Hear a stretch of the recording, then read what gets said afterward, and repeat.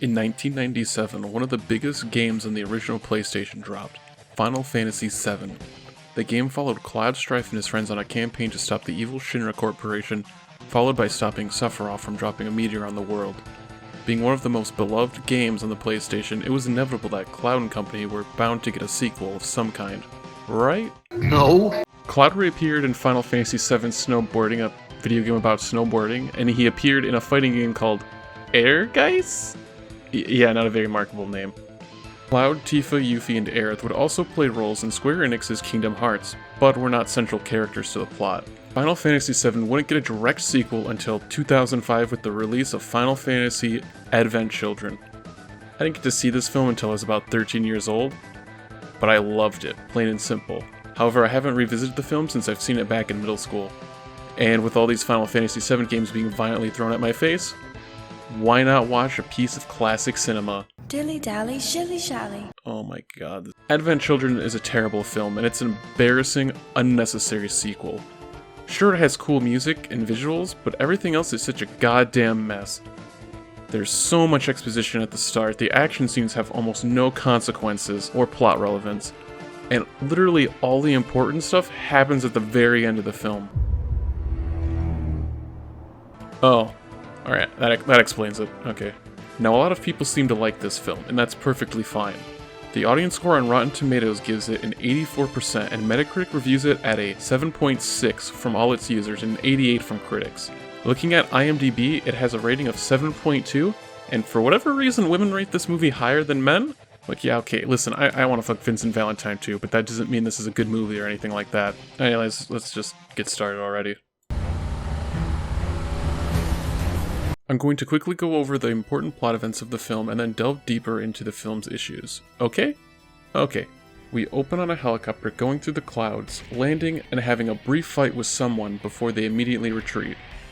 We then are greeted by Cloud in the desert, who now works for Strife Delivery Service, I guess? I'm a delivery boy! We're then introduced to our villains, the Diet Sephiroths, led by Kadaj. They fight Cloud for no reason and then immediately leave. Cloud then goes to visit the Turks to find out Rufus is still alive. Rufus extends an olive branch wanting to work with Cloud to stop the Diet Sephiroths, but Cloud ultimately refuses. There's this subplot with this kid named Denzel who's infected with Geostigma. We get a flashback of him meeting Cloud and wishing Cloud was still around, which I don't know why you'd want Cloud around, he's kind of a fucking dick. Denzel finds the girl and they get in the back of a truck so they can be cured of their Geostigma by Kadaj. I'm just not going to make the joke about children getting in the back of a stranger's car. I'm above that. Tifa stumbles into the church with flowers to find Marlene, and then she has a well-animated but ultimately pointless fight with this guy. I can't remember his name, and I don't feel like googling it right now. Anyway, she loses and Cloud gets mad. He gets double mad when he finds out Marlene was taken, but then collapses because he also has the bubonic plague. Cloud wakes up and Tifa's mad that he's hiding the fact that he's fucking dying. She tells him to get over it in the worst possible way. Dilly-dally, shilly-shally. Yeah, just get over your trauma. Anyways, Cloud ignores everyone trying to reach out to him, which I mean is pretty fair considering Reno and Rude tried to kill him like 2 years ago. He heads out to the Forgotten City and then sees the Diet Sephiroths have a cult of children. Being cold and calculated, Cloud knows what he has to do and slaughters all the children in sight. Okay, he doesn't murder the children, he fights all 3 of the Sephiroth guys and loses, but Vincent shows up and saves Cloud and Marlene. Vincent also tells Cloud to get the fuck over himself, and Cloud does. The Diet Sephiroths return to Edge with the children to find Genova's head. They summon a bunch of monsters and create chaos, but then the entire party from Final Fantasy VII shows up and fights the evil Bahamut. Cloud gets thrown into the sky and kills it with the power of friendship and then goes after Kadaj, who has the head of Genova. They have an epic fight on motorcycles, and then Kadaj fights Cloud and loses and turns into Sephiroth, and then those two have an epic fight, but then Cloud wins, and then children run happily through the street. Movie's over. So I'd like to start by addressing the world building in this film. How does Advent Children flesh out the world? Well, it doesn't add anything to the world at all, actually. Despite 2 years passing and Shinra falling apart, not much has changed in the world. What's the new political system? What's their new power source? Is there instability in any regions? I don't know, and apparently no one cares, except for me. Next up, should Shinra be held financially responsible for the crisis? Hold on a minute. They put in a radio talk show with them expositing about geostigma but didn't address how people are reacting to the fact that Shinra almost destroyed the entire world?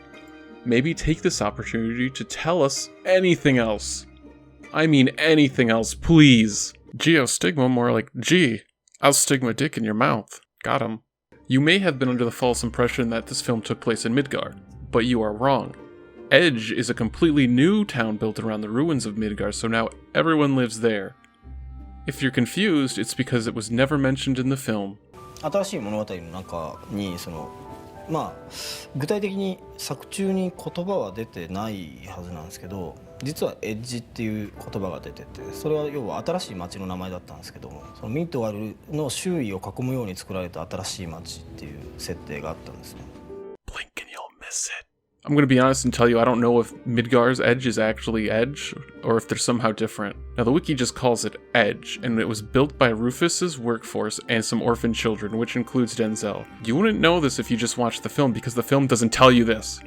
The film opens on exposition but doesn't introduce us to the world or how it's changed. Instead, it just recaps the game, and poorly at that. An easy fix would just be to replace the first 5 minutes of the film with some scenes of people rebuilding and a narration explaining what happened, how it happened, and the changes in the political and social structure.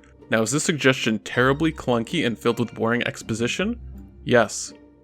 As terrible as my improvised introduction is, it would at least give us an insight into the world of Gaia and how much has or hasn't changed. And speaking of the world, I just wanted to point out this map and wonder how Cloud and Kadaj got to the Forgotten City. No, seriously, how did they get there? On a truck and motorcycle. There's a body of water in between Midgar and Icicle area.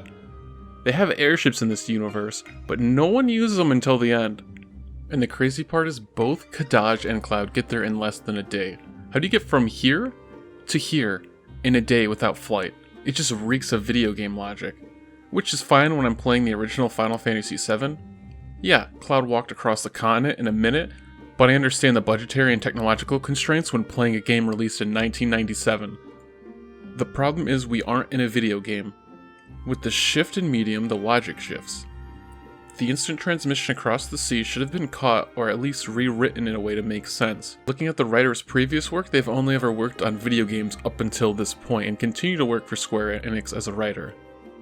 The only other movie credit they have is Final Fantasy 15 Kingsglaive, which is also a fucking disaster, and they worked on an episode of Lupin the Third, which I have never watched.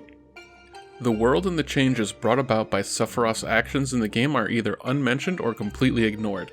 It's a complete failure as a sequel. Sequels are meant to build upon existing world and lore of their predecessors. We don't know how society is dealing with the crisis aside from a man being grossed out by a dying child, and we don't actually learn anything about this world. Instead, it's just content to sit on its loins and leech off the original game without putting any effort in. We'd rather gild the past. Find something worthwhile among the rubble and build a future with that. I didn't know they were being so meta with this line until now. The pacing is absolutely abysmal in this film as well. In the first minute, we get a recreation of Final Fantasy VII's ending, followed by Rufus and Kadaj talking about the past. Then we get the Turks being attacked off-screen in a really boring, uninteresting scene, a recap of Final Fantasy VII, and then boring shots of Edge. And this is spread out in the first 13 minutes of the film before there's finally something happening on screen, and even then, the action really isn't plot relevant. This action scene does absolutely nothing for our characters and just drags out the film even further. I'm going to make a comparison to another film, Final Fantasy The Spirits Within. In this film, we see the protagonist land and have to deal with the monsters in the first few minutes of the film, establishing that our protagonist is on a quest and giving us some action to pull us into the world. In the first 10 minutes, something plot-related is happening and there's some sort of progression. The Spirits Within is by no means a good film, but at least it tried to be one. Advent Children wasted its opening minutes. We'd rather gild the past. Find something worthwhile among the rubble and build a future with that. Well, I guess you tried to establish a theme. So good try, movie. I should mention that I'm not against a film opening with some form of exposition. Sometimes it is necessary to help the audience get acclimated into the environment. However, when that film is a sequel and recaps the entire previous entry, it's a waste of everybody's time. I'm guessing they wanted people who haven't played Final Fantasy VII since release to have a little refresher course, but this actively damages the movie by forcing it to a creeping halt. and it continually comes to a creeping halt throughout the entire runtime until the last hour. After the intro, we get Cloud fighting on a motorcycle, followed by Rufus explaining what geostigma is, followed by his theories of what it is and isn't. He just exposits to Cloud before Cloud just screams and leaves. We're then greeted by Denzel's entire backstory, which no one cares about. We don't get another action scene until the 35-minute mark. And I wouldn't have a problem with this if we were getting character development or if the film was establishing interesting characters. Are you done talking? Gross. But we're not getting any of that. So I forgot to mention this until I finished the video, but I'd be a fucking ninny if I didn't bring up the 3-act structure. So the 3-act structure, first act, you set up the character's world and their motivations and goals. Second act, escalates the conflict even further. Third act is the resolution, or the denouement if you will. Alright, so Act 2 starts after the 40-minute mark where Tifa is defeated, and when Denzel and Marlene both get kidnapped by the Diet Sephiroths. The problem here is that we have an hour and 54-minute film, and way too much of it is focused on the first act. Alright, so breaking it down into percentages, the first act is about 35% of the runtime, not including the credits. So the major issue in this film here is that over a third of it is focused on the first act. We don't need that much exposition or that much setting up. This is a bare bones, basic action hero plot. We don't need an entire third of the movie dedicated to setup when nothing is happening.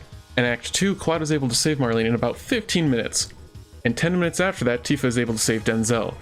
So those stakes that were meant to escalate the plot actually don't mean anything and are completely nullified, and about half the second act remains. So that leaves about 40 minutes of Act 2 with fighting with no increased stakes or escalation, giving us a second act that is about 63 minutes, ending around the point where Sephiroth is defeated.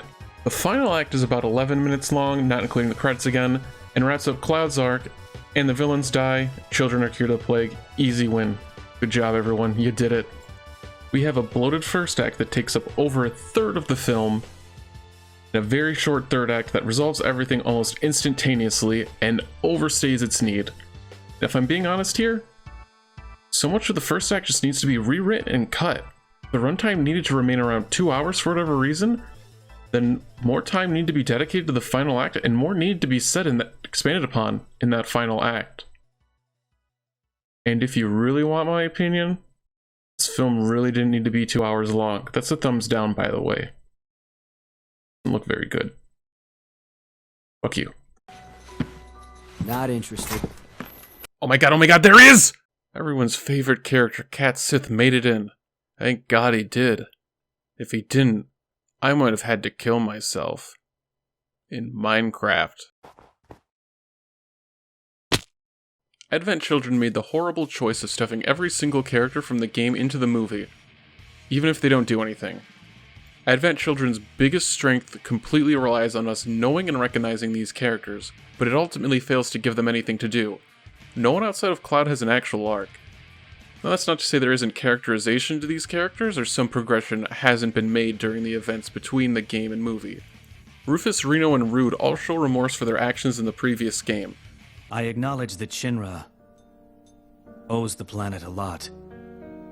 It goes without saying that my company and I are the ones who put the world in the sorry state it's in. Therefore, it's our responsibility to set things right.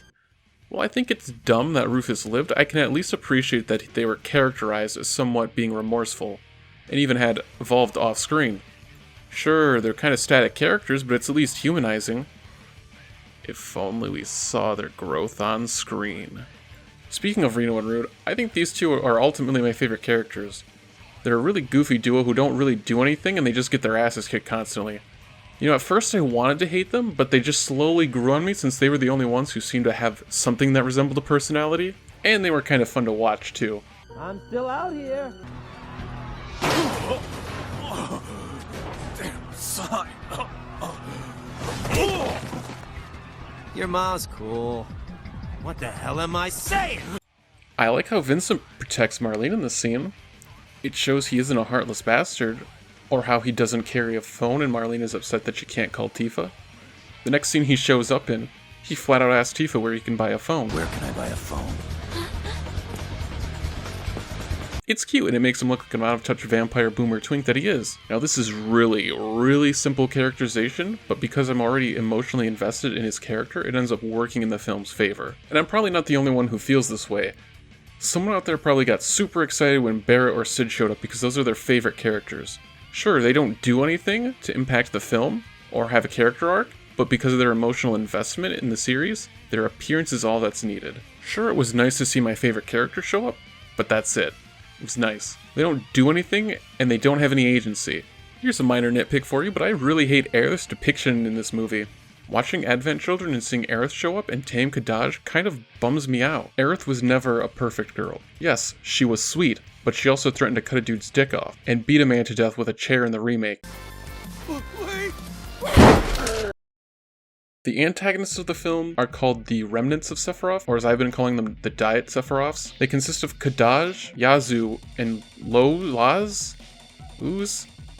Whatever. They have no personality, so who cares? カダージュというのは非常に、見かけ上若いキャラクターなんですけども、設定上 FF7 から2年後ということで、クラウドもちょっと年を取ってるんでですね、さらにそれより若い世代みたいなものと戦わせたいなっていうのがありまして、少年であってとても凶暴であるっていう、その少年の不安定さみたいなところを強調したキャラクターっていうものにしたいなと。So Kadaj is meant to be the embodiment of a young man, but only has negative traits? Why isn't he more insecure about himself or his place in the world? Why doesn't he have anything close to a personality then? The other two, Yazoo and Lo's department, don't have much going on. I guess Laz is meant to be a child or a baby. You meanie! Yazoo is more or less the same. He's cool and quiet. He fights next to them and doesn't speak. He represents the audience's boredom. So all three of these guys are really boring and flat with no personality whatsoever. So I don't know why they just had to stick around for so long. Kadaj is the only one who actually does something and the other two just follow. No one would complain if Yazoo died at the hour mark. Who am I fucking kidding? I'd still complain if he died at the hour mark because he has no personality. Maybe I lost some weight. That's right, Cloud goes on an epic weight loss journey thanks to his moral support from his friends. Okay, jokes aside, Cloud's main arc is to let go of the past and accept help from his friends. He's been actively trying to push away out of fear he'll lose them again. So this works in theory, but in practice it falls flat. When Tifa's trying to help him get over the fact that his good buddies Zack and Aerith are both dead, she basically tells him to get over it. Dilly-dally, shilly-shally. Good support network there, Cloud. But Cloud does get over it and works with his friends to defeat the Diet Sephiroths. Nah, just kidding. The film goes against Cloud's character arc and he basically 1v9s the entire film. Evil Bahamut? Cloud one-shots it after holding hands with his friends. The Diet Sephiroths? Cloud beats all three. Sephiroth himself? Cloud kills him with his ultimate.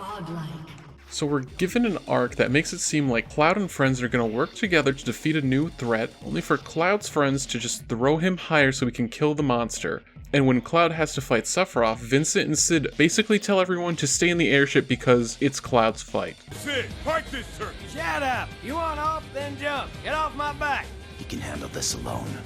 Writing tip, don't set up character arcs and then immediately go against them. If Cloud has learned not to push away his friends and accept their help, then follow through with it. Otherwise, it's not a real character arc because nothing's changed.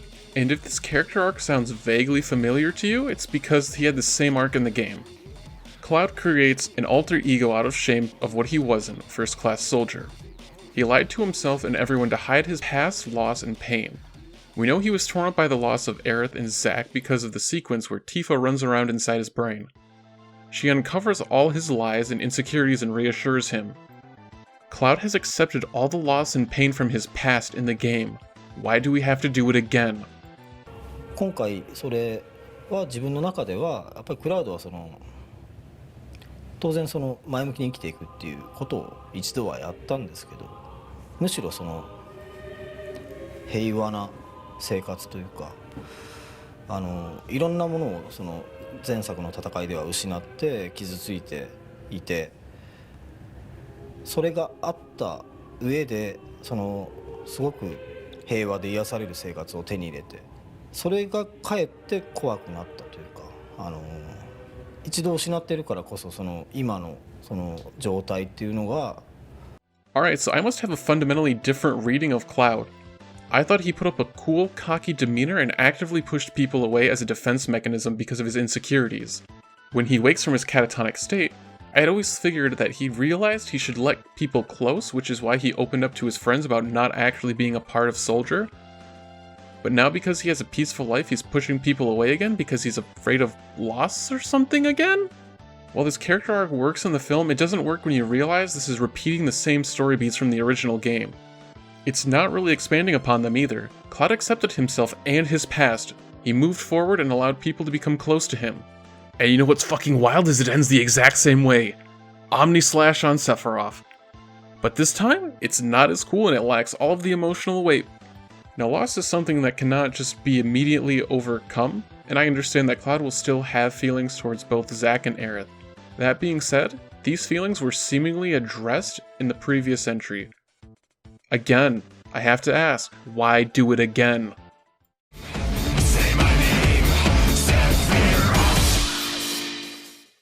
Sephiroth's only contribution to the plot was spreading geostigma through the livestream and making the audience do the poggers face when he shows up. The spread of geostigma was done outside of the film, and thinking for more than 2 seconds made me not pog at Sephiroth because he doesn't do anything at all. その北瀬と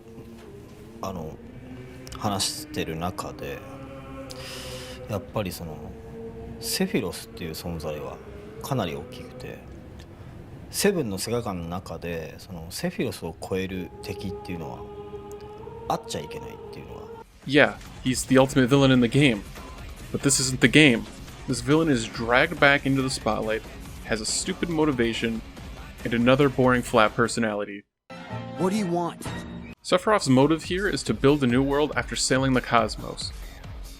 No, seriously, that's his motivation. What I want, Cloud, is to sail the darkness of the cosmos with this planet as my vessel. Then one day we'll find a new planet, and on its soil we'll create a shining future. I like how they just had to bluntly say his motivation, rather than it being inferred, because they realized no one would have figured it out without Sephiroth just bluntly saying it. And because of his late appearance, Sephiroth and Cloud have no relationship in this film. The problem here is that their entire relationship was explored in the game and there's nothing left for them to explore. In the prior entry, Sephiroth represented what Cloud wanted and couldn't be, making their dynamic far more engaging. For Sephiroth to work in the film, they needed to have a shift in their relationship. And no, being the guy who killed people Cloud liked is not good enough. Final Fantasy VII wasn't written with the intention of there being a sequel. Thus, the stakes of having an even more powerful villain were not considered. Dragging Sephiroth back into the picture doesn't escalate the stakes and keeps them the exact same as the previous entry. If they wanted to actually have an escalating threat, they could have had a being from the cosmos, one like Genova, come to Gaia. Is it a dumb, faceless monster? Yeah, but it's far more interesting than recycling the same villain again. It's like how Dragon Ball Z kept amping up the stakes with their villains. Start off with a green dude, go to space monkeys, and then a galactic emperor. I don't have much else to say about Sephiroth because he's pointless and ultimately adds nothing. He doesn't force Cloud to improve himself emotionally or physically. He doesn't raise the stakes from the previous entry, and Sephiroth himself doesn't grow as a character, nor has he grown. He's only here because we recognize him. There is an expression in the wasteland. Old world blues. It refers to those so obsessed with the past they can't see the present, much less the future, for what it is. They stare into the what was, eyes like pilot lights, guttering and spent, as the realities of their world continue on around them. Nostalgia is a potent weapon. With Final Fantasy VII Remake, Intergrade, Before Crisis, and First Soldier coming out, I can't help but feel like there's a continuous attempt to milk the ever-loving shit out of Final Fantasy VII. I understand why people are so fond of the original game. It was a revolutionary game at the time when it came out, with moments that are etched forever into my brain, and I'm sure a lot of other people feel the same way. To put it simply, Final Fantasy VII was an integral experience to my formative years. Final Fantasy VII was a vastly influential game. Wanting more of it is completely understandable, but I think we need to just take what we got and appreciate it for what it is. A great 90s JRPG that entered our lives at the right time. We want more Final Fantasy VII in an attempt to rekindle that first-time experience, and for what? To simply relive the past rather than to have a new experience? Replaying or rewatching media to re-experience it isn't inherently a bad thing. The problem comes in when that property is endlessly used to prevent us from moving on and exploring new ideas and feelings. With all the new games coming out, I can't help but feel as though people are unwilling to move on and experience something new. The release of Advent Children and its subsequent sequels, Crisis Core and Cerberus, mirror the current phenomenon of Final Fantasy VII Remake and its various spin-offs. Advent Children isn't an embarrassing mess just because of the dull characters, lack of world building, and terrible story.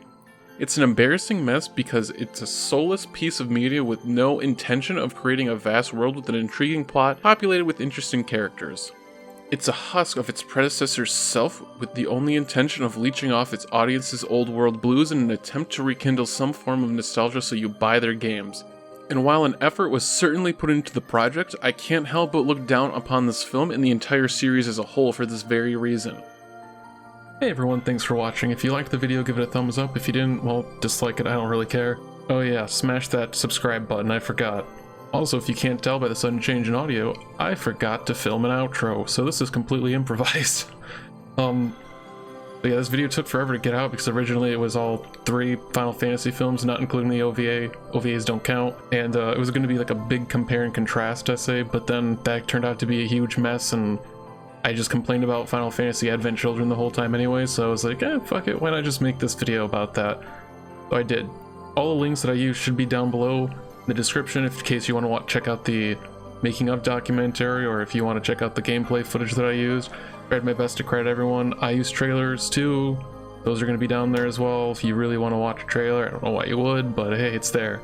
I also stream on Twitch if you want to check that out. I think it's going to be down there as well. My Twitter. Yeah. What do you want from me? I managed to get out. Who of were the building guys that attacked me? before it collapsed. I'm leaving. Fuck you.